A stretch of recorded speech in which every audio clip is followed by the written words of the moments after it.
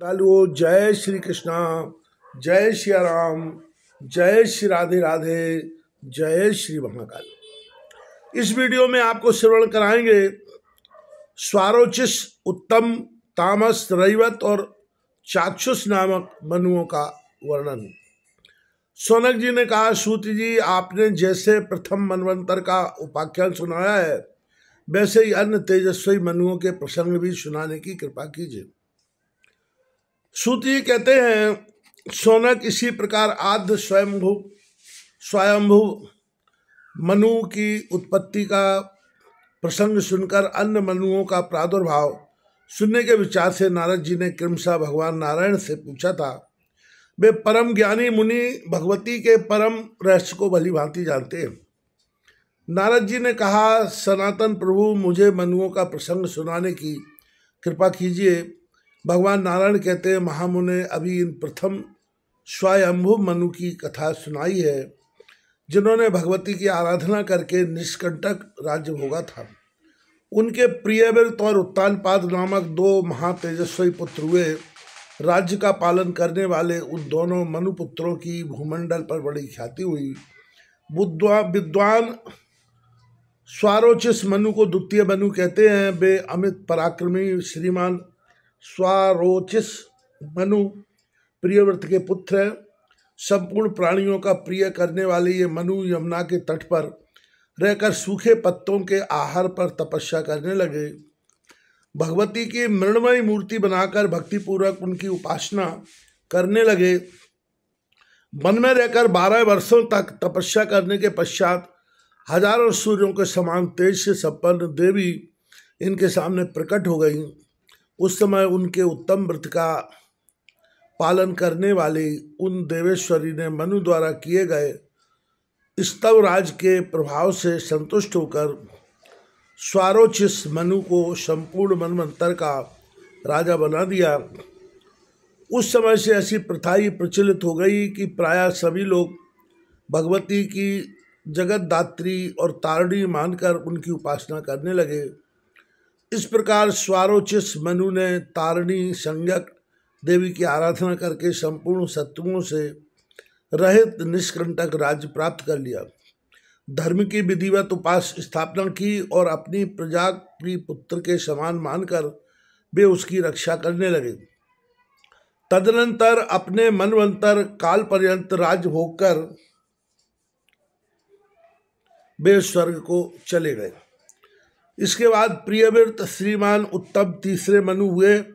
वे गंगा के तट पर तपस्या में संलग्न हो निरंतर भगवती भुवनेश्वरी के मंत्र का जप करने लगे। 3 वर्षों तक उपासना के पश्चात उन पर भगवती की कृपा हुई। उन्होंने भक्तिपूर्वक मन से उत्तम स्तोत्र का पाठ करके श्री देवी का स्तवन करने के प्रसाद स्वरूप निष्कंटक राज्य तथा दीर्घजीवी संतान प्राप्त की। राज्य से प्राप्त होने योग्य सुखों का भोग तथा युग के धर्मों का पालन करके श्रेष्ठ राजर्षि जिस संतान को प्राप्त कर चुके हैं, उसी पद पर वे भी चले गए। चौथे मनु का नाम तमस मनु हुआ। उनके पिता प्रियव्रत थे। नर्मदा के दक्षिण तट पर उन्होंने जगन्मयी भगवती जगदम्बा की उपासना की। भगवती माहेश्वरी के कामबीज मंत्र का इन्होंने जप किया। आश्वन और चैत्र के नवरात्रि में वे देवी की उपासना करते रहे। इन्होंने उत्तम स्तोत्रों का पाठ किया। इनके इस सत्प्रयत्न से कमल के समान नेत्रों से अनुपम शोभा पाने वाली देवी संतुष्ट हो गई। उनकी प्रसन्नता प्राप्त करके तामस मनु ने शांतिपूर्वक निष्कंटक विस्तृत राज्य भोगा। अपनी भार्या के उदर से बड़े ही पराक्रमी शूरवीर 10 पुत्रों को उत्पन्न करके वे स्वयं उत्तम लोक के निवासी हुए। रैवत को 5वां मनु कहा जाता है। ये तामस मनु के छोटे भ्राता हैं। यमुना के तट पर रहकर इन्होंने कामबीज संज्ञक मंत्र का जाप किया। सम्मान प्रदान करने वाला वह बीज मंत्र साधक के लिए परम आश्रय स्वरूप है। इसके द्वारा देवी की आराधना करने से रैवत मनु को अपना समृद्धशाली उत्तम राज्य तथा जगत में सर्वत्र सिद्धि प्रदान करने वाला अप्रतिहत बल प्राप्त हो गया। पुत्र पौत्र आदि उत्तम चिरंजीवी संतान भी इनको सुलभ हो गई। इन्होंने धर्म की स्थापना की और उसकी रक्षा का प्रबंध किया। तत्पश्चात अप्रतिम शूरवीर ये रैवत मनु राजसुख भोग कर उत्तम स्वर्गलोक को सिधारे। भगवान नारायण कहते हैं, नारद, इसके बाद भगवती जगदम्बा के अत्यंत अद्भुत एवं उत्तम महात्मा को सुनो। जिस प्रकार अंग के पुत्र मनु ने श्रेष्ठ राज्य प्राप्त किया था, वह प्रसंग अब सुनाता हूँ। राजा अंग के उत्तम पुत्र का नाम चाक्षुष था। वे छठे मनु हुए। उन्होंने ब्रह्मर्षि श्रीमान पुलह जी की शरण में जाकर कहा, ब्रह्मर्षि, मैं आतुर होकर नम्रता पूर्वक आपकी शरण में आया हूँ। स्वामिन, आप मुझे अपना सेवक समझकर उपदेश दीजिए, जिससे मैं उत्तम श्री प्राप्त कर सकूं, साथ ही मुझे पृथ्वी का अखंड राज्य प्राप्त हो, मेरी भुजाओं में अप्रतिहत बल हो और अस्त्र शस्त्र के प्रयोग में मैं पूर्ण रूप से निपुण हो जाऊं, मेरी संतान चिरंजीवी हो, मेरी उत्तम आयु विघ्न बाधा से रहित हो तथा आपके उपदेश से अंत में मैं स्वर्ग प्राप्त कर सकूं। चाक्षुष मनु की ऐसी बातें सुनने पर श्रीमान मुनिवर पुलह ने उन्हें देवी की उत्तम उपासना करने का आदेश दिया। कहा, राजन, करने को सुख देने वाली बातें सुनो। इस समय तुम भगवती जगदम्बा की आराधना करो, उनकी कृपा से तुम्हारा यह मनोरथ पूर्ण हो जाएगा। चाक्षुष मनु ने पूछा, मुने, उन देवी की आराधना का क्या स्वरूप है? उनकी परम पवित्र उपासना किस प्रकार करनी चाहिए, इसे आप बताने की कृपा कीजिए। मुनि ने कहा, राजन सुनो, देवी की पूजा का प्रकार बता रहा हूँ। यह श्रेष्ठ पूजा पद्धति सनातन है। सरस्वती बीज का अव्यक्त रूप से निरंतर जाप करना चाहिए। प्रातः, सायं और मध्याह्न तीनों कालों में जप करने वाला मनुष्य भुक्ति और मुक्ति प्राप्त कर सकता है।